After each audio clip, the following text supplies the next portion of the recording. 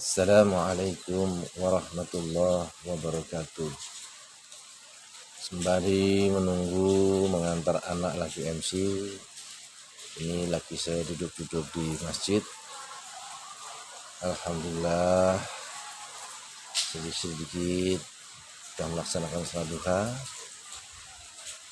Di sini saya akan berbagi pengalaman. Mungkin suatu saat nanti akan bermanfaat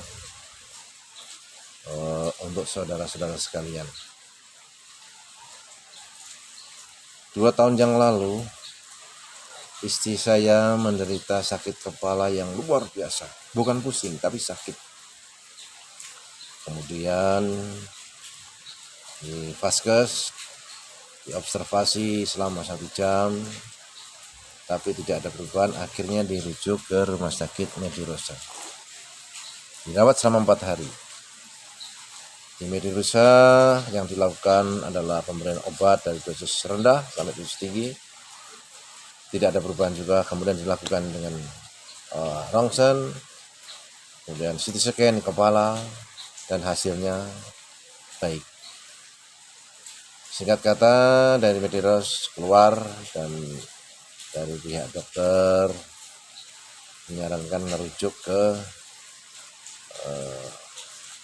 rumah sakit yang lebih besar, yaitu waktu itu dirujuk di rumah sakit Sentra Medika Gombong. Di situ dilakukan namanya EEG. EEG itu tes grafik otak. Pengen tahu grafiknya seperti apa. Ternyata alhamdulillah normal. Kemudian akhirnya berobat lagi, ngurus rujukan lagi dari vaskes, minta rujukan ke Hosana Medika. Bertemu dengan dokter saraf di situ. Kebetulan yang menangani dokter Niken. Di situ dites sempat terapi juga. Akhirnya dirujuk ke Siloam, ketemu dokter saraf di Siloam untuk dilakukan CT scan di kepalanya. Namun alhamdulillah di pihak Siloam itu mintanya di scan, tapi dikasihnya MRI oleh dokter saraf. Nah, itu terpuji itu kan. Akhirnya di CT scan, MRI kepala tidak ada apa-apanya, hasilnya bagus. Tidak ada gejala-gejala yang menunjukkan ke tumor, ke apa, itu enggak ada. Tapi sakit kepala istri saya masih sakit luar biasa. Dari dahi sampai ke tengkuk dan menjalar ke tangan kiri kan, terutama tangan kanan. Kemudian berobat lagi, kembali ke rumah sakit Hosana Medika yang di Lipo. Kemudian akhirnya berobat lagi dan akhirnya dirujuk, ada kecurigaan di lehernya, kemudian dirongsenlah di lehernya, dan hasilnya harusnya perkiraan dokter Niken, dokter saraf itu ada nggak kejepit. Nah, di situ akhirnya dirujuk lagi ke Siloam untuk MRI leher. Datanglah ketemu dokter Puji lagi, datang Siloam, ternyata dijadwalkan MRI lagi, dan hasilnya mengejutkan. Ternyata di tulang leher ada yang geser dua biji, dua tulang yang geser. Ya kasarannya itu udah saraf kejepit lah. Akhirnya ini ternyata penyebab sakit kepalanya yang berlebihan. Kemudian balik lagi ke dokter saraf Hosana Medika Lipo. Di situ karena keadaannya seperti itu, kata dokter saraf Hosana, ini belum saraf kejepit ibu katanya, namun masih geser. Langkah baiknya diterapi di Siloam, karena di Siloam itu ada namanya terapi laser katanya. Ya, akhirnya dirujuklah ke Siloam, ketemu dokter bedah saraf. Bedah saraf sebenarnya langsung menganjurkan untuk operasi, namun waktu itu dia bilang harus ke rumah sakit umum Cibitung. Namun istri saya karena masih trauma bekas operasi yang di pinggang itu sampai saat ini masih merasa sakit yang luar biasa juga di tulang ekornya, di bawah dioperasi sampai tulang ekor. Ya, akhirnya istri saya udahlah dok, terapi dulu. Ya udah, jadi dikasih rujukan ke terapi ke Siloam. Ketemulah dokter Andreas. Di situ diterapi, di laser, ditarik kepala, hampir 3 bulan lebih gak ada perubahan, malah semakin parah. Akhirnya dokter Andreas menuliskan surat memo yang ditujukan untuk dokter bedah saraf agar dilakukan operasi. Setelah dilakukan kita serahkan memo ke dokter Bagus, dokter bedah saraf waktu itu dokter Bagus Sasongko. Kemudian dilakukan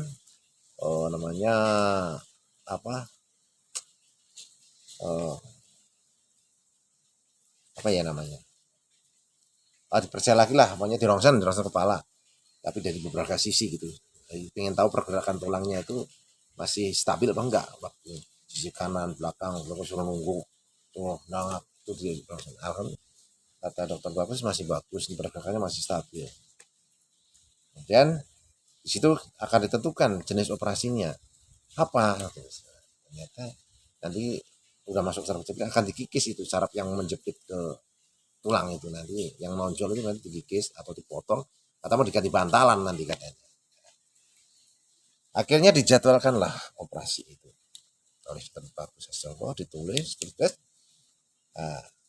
akhirnya ngadep ke bagian administrasi di Rumah Sakit Siloam, nggak tahu namanya siapa itu, yang untuk rawat inap gitu. Di situ ternyata suruh nulis namanya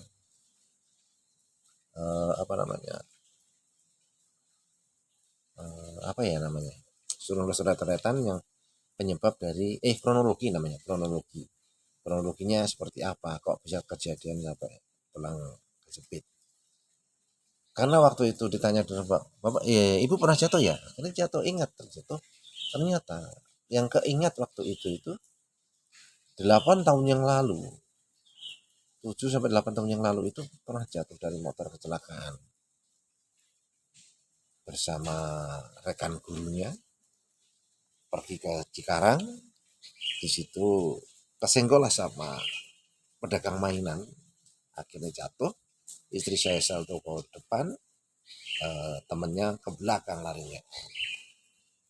Istri saya tidak apa-apa, sehat walafiat, lecet pun tidak. Temennya hancur mukanya, lecet semua, giginya rontok. Singkat kata, ulanglah dari situ. Kronologinya seperti itu. Jadi saya nulisnya kronologi kecelakaan.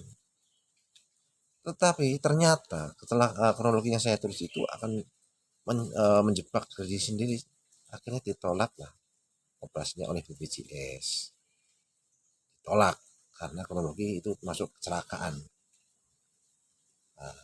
Pihak rumah sakit Siloam manggil, Bapak bisa nggak ngurus surat polisi? Akhirnya saya waktu itu malam-malam saya hubungin RT saya setempat. RT setempat menghubungi namanya Bimaspol dan tidak ada jawaban. Akhirnya pagi harinya saya ketemu ke Pak Polsek, dari bagian Polsek, atau kepala apa ini namanya lupa saya. Akhirnya di situ cerita disarankanlah saya ke Satlantas yang berada di Kalimalang. Akhirnya saya datang lah, sore-sore itu masih datang. Ada polisi jaga lah, jam 3 itu datang, ketemu sama Satlantas yang bagian nggak tahu bagian apa ya, itu yang menerima. Di situ diterima oleh Bapak polisi dengan baik. Kemudian saya menceritakan kenapa saya datang ke polisi, diceritakan kecelakaan sekian tahun yang lalu. Bisa nggak Bapak mengeluarkan? Ternyata tidak bisa. Pihak Satlantas pun tidak bisa mengeluarkan surat polisi karena alasannya sudah terlalu lama. Dia menyarankan juga ke jasa marga. Cuman saya juga nggak yakin, saya juga, dia polisi juga nggak yakin karena udah terlalu lama, karena ada namanya apa namanya, kadaluarsanya 6 bulan dari kecelakaan itu. Setelah itu nggak bisa keluar. Udahlah, terima kasih, akhirnya pulang. Karena nggak bisa, saya ketemu lagi ke Siloam, ketemu dia, ternyata tidak bisa. Saya sudah mintakan surat polisi ke sana ke sini, akhirnya tidak bisa. Kemudian pihak Siloam menyarankan untuk datang ke BPJS yang ada di Cipes, kantor BPJS, untuk menanyakan bisa nggak tanpa surat polisi dilakukan operasi. Kemudian besoknya saya datanglah ke kantor BPJS, temulah sama customer service.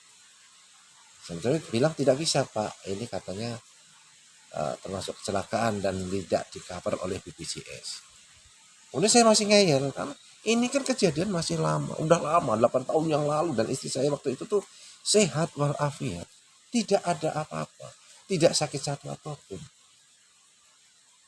Sedangkan lah sakitnya itu sekarang, masa masih dihitung sebagai kecelakaan? Ya emang kronologi seperti itu, tapi kan tidak menjamin itu sakit karena itu.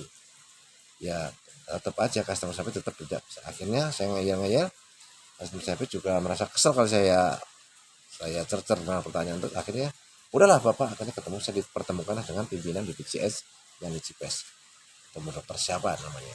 Situ juga kita terus kronologi, menceritakan kronologi lagi seperti apa yang terjadi, yang saya itu seperti apa di waktu di Silom. Nah, dibaca, akhirnya maaf Bapak tidak bisa. Tapi pihak BPJS itu calling ke pada apa namanya, ke dinas kesehatan, relasi yang di dinas kesehatan juga menyarankan tidak bisa. Kemudian akhirnya pulanglah dengan kecewa, dengan merasa bersalah pada istri. Coba bayangin, istri sudah didaftarkan operasi, sudah 2 tahun hampir 3 tahun menahan sakit yang luar biasa, yang saya sendiri pun rasakan sakit kepala itu, tidak bisa apa-apa, rasanya luar biasa. Apalagi istri saya sampai pulang dari BPJS nangis di dalam perjalanan sambil naik motor, air menetes, terus merasa bersalah. Ya Allah, aku jadi suami dolim pada istri. Jangankan saya dulu bekerja, sekarang tidak bisa mencukupi, apalagi saya tidak bekerja, ditambah tidak bisa mencukupi lagi, ditambah lagi saya dolim dengan menulis kronologi seperti itu. Sebenarnya saya juga rujuk omongan istri sendiri juga. Itu juga waktu ditanya dokter ya, karena jawabannya jatuh. Akhirnya saya nulisnya jatuh, karena yang teringat ya itu jatuh. Padahal itu udah 8 tahun yang lalu. Mudah-mudahan ya Allah, harusnya jangan dihitung kecelakaan lagi. Wahai BPJS, tolong jika menonton ini kan sakitnya sekarang. Pikiran saya itu kronologi hanya sebagai syarat, ternyata enggak. Masa masih dihitung sebagai kecelakaan, orang sakitnya sekarang. Tolonglah BPJS ada kebijaksanaan, ada kebijakan untuk istri saya. Kasihan saya, untuk bayar sendiri nggak mampu, terus harus bagaimana lagi, saya bingung. Saya merasa bersalah sekali pada istri saya, tapi harus bagaimana lagi, udah terlanjur seberat nasi menjadi bubur. Akhirnya saya dengan pulang dari rumah sakit, datang ke rumah sakit lagi ke suami, bilang bahwa tidak bisa, dan pulang saya menangis selama perjalanan, sedih, nangis air mata ngalir. Terus saya merasa bersalah sekali pada istri saya tidak bisa membahagiakan, malah menambah duka, menambah rasa sakit, membiarkan saya sakit. Saya bingung saat ini, sama bingung. Ini aja saya tinggal setiap namanya ngantar anak istri saya kesakitan di rumah, kesakitan sampai nunggu luar biasa sakitnya. Saya pun bisa membayangkan. Saya juga kasihan, tapi harus bisa apa? Saya hanya bisa berdoa, mengurut sedikit, melemaskan otot-ototnya, tapi tidak menolong. Ya menolong paling sedikit sebentar saja, kambuh lagi. Barangkali ada yang menonton video ini, Kata ada yang kenal dengan BPJS Pusat, mohon bantuannya agar istri saya bisa dioperasi, bisa ditindaklanjuti. Tolong jangan dihitung kecelakaan. Kalau memang sudah diset ulang, akan diset ulang dengan dengan kronologi yang baru. Ternyata setelah kita baca-baca YouTube, cara pijat-pijat itu bisa karena menunduk terlalu lama. Ya kebetulan istri saya itu ngajar TK pakai pangku yang pendek, otomatis nulisnya kan begini terus nunduk. Dengan nunduk itu ibarat kata, kalau kata fisioterapi itu kayak memangku beban 60 kilo. Nah, saya tidak tahu waktu itu seperti itu. Ternyata ada penyebab namanya saraf kejepit itu hanya karena menunduk, kebiasaan menunduk, main HP nunduk, itu bisa menyebabkan saraf kejepit. Saya ini tahu dari awal seperti itu, mungkin saya bikin alasan seperti itu, dan istri saya sudah di operasi dan mungkin kemudian juga sudah sembuh. Tapi sekali lagi saya mohon pada pihak BPJS, barangkali ada yang pihak yang terkait dengan BPJS, jangan kondisi istri saya seperti ini, 3 tahun menahan rasa sakit kepala yang luar biasa, yang menjalar sampai ke tangan kanan kiri dan kaki. Sedangkan operasi seperti yang belum selesai. Mohon bantuannya, mohon juga doanya untuk semua istriku, untuk pihak yang terkait. Amin. Aku mohon, saya mohon agar istriku bisa ditindaklanjuti. Aku mohon bantuannya. Aku seorang pengangguran dan tidak berpenghasilan, tidak bisa memberikan nafkah kepada istri. Akan tambah sedih lagi aku. Kelihatannya saya segan. Saya akan menangis batin saya. Melihat istri saya seperti itu, aku tidak bisa berbuat apa-apa. Dan aku sendiri juga sakit. Batu ginjal. Kemarin 3 kali, udah 2 kali mau dikeluarkan, mencabut selangnya, tidak bisa dicabut karena ada kelainan di kandung kemih saya bengkak. Akhirnya nanti di hari Rabu tanggal 5 Oktober 2022 saya akan dijadwalkan untuk mencabut selang dengan operasi dengan dibius seperti waktu peneropongan batu ginjal waktu itu. Yang bingungnya lagi, anakku yang satu masih kontrak, yang satunya juga kerjanya banyak, istri saya sakit. Saya bingung yang menungguin nanti saya siapa. Pengennya saya bisa sendiri, kasar ditungguin. Tapi kata pihak rumah sakit, harus ada yang nungguin Pak. Tapi akhirnya alhamdulillah, akhirnya anakku Ika yang akan nungguin saya. Tapi saya harus merelakan istri yang sakit di rumah. Dan anak saya lagi kerja yang kontrak. Kasihan sebenarnya, saya nggak tega. Tapi harus bagaimana lagi? Emang takdir saya seperti ini, takdir keluarga saya seperti yang harus jalani. Saya semua bingung, saya pengennya yang normal-normal aja. Saya pengennya istriku sehat walafiat, saya sehat walafiat, anak-anakku juga sehat walafiat, tidak mengalami sakit, tidak mengalami kesusahan. Tapi inilah takdir. Saya bisa apa? Saya hanya makhluk Allah yang dhaif, yang fakir, yang bisa menjalani takdirnya. Sekali lagi, saya mohon atas nama saya Daryanto, suami dari Nurati yang mengidap rasa sakit di kepala itu, memohon kepada pihak yang terkait, BPJS apapun pihak yang terkait yang bisa membantu saya, tolong bantu saya untuk menyelesaikan agar istri saya bisa ditindaklanjuti penyakitnya dan segera sembuh dari sakitnya. Saya mohon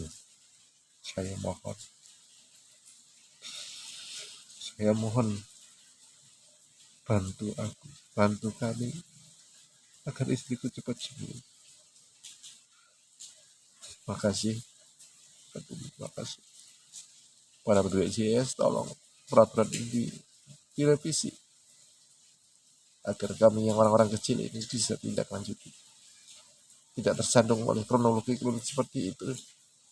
Sama aku mohon pihak BPJS yang terkait, terutama BPJS pusat terutama, agar mau merevisi kasus-kasus seperti ini.